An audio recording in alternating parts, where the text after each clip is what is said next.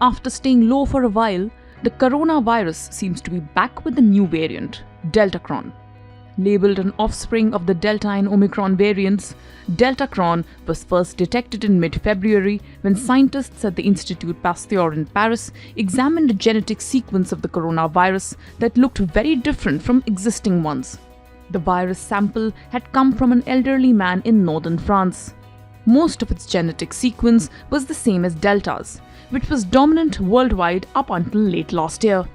However, a part of the virus's spike protein came from Omicron. The WHO has not yet designated Deltacron as a variant of concern because there is no conclusive proof as yet to suggest that this variant may be more infectious or is less susceptible to vaccines. Cases have been identified now in France, Denmark, other European nations, US also, but neither they have been more transmissible than the other variant, nor they have been causing very severe disease. Two advantages that India have now is, number one, the vaccination has been very, very rapid and massive scale vaccination has been done. So that is protecting. Second, the number of infections has also been very high in our country and all the three waves that we see. So these two have led to a strong immunity now. By March, 3 more hybrid genetic sequences were reported in the US. There are now over 60 logged cases of Deltacron across France, the Netherlands, Denmark, the US and the UK.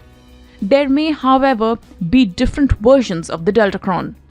Scientists at the Institut Pasteur have said that the Deltacron sequences reported in the US and the UK have certain differences from those found in other countries.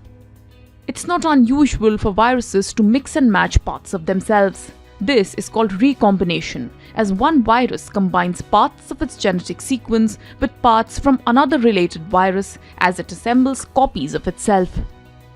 However, when there are two variants in circulation and both are infecting people, the chances of recombination increase.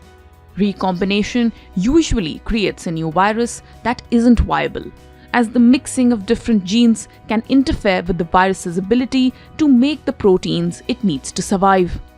But sometimes one does survive, and that appears to be what's happened with Deltacron. Not much is known about Deltacron as of now, as scientists test the transmissibility and severity of the disease. Experts say the present vaccines should be effective against the new variant.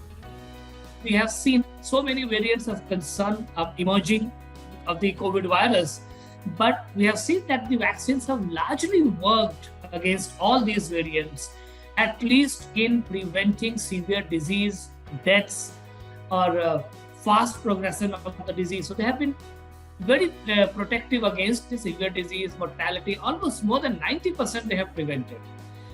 So I am very confident that these vaccines and immunity will definitely protect against any future variant, if not fully, at least partially.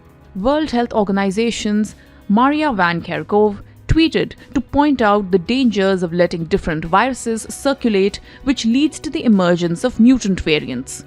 Most common symptoms of the recombinant virus are high temperature sensations on the back and chest, new and continuous coughing, and a loss of sense of taste and smell. Scientists say that prior infection with other variants and vaccination will offer protection should Deltacron begin to dominate.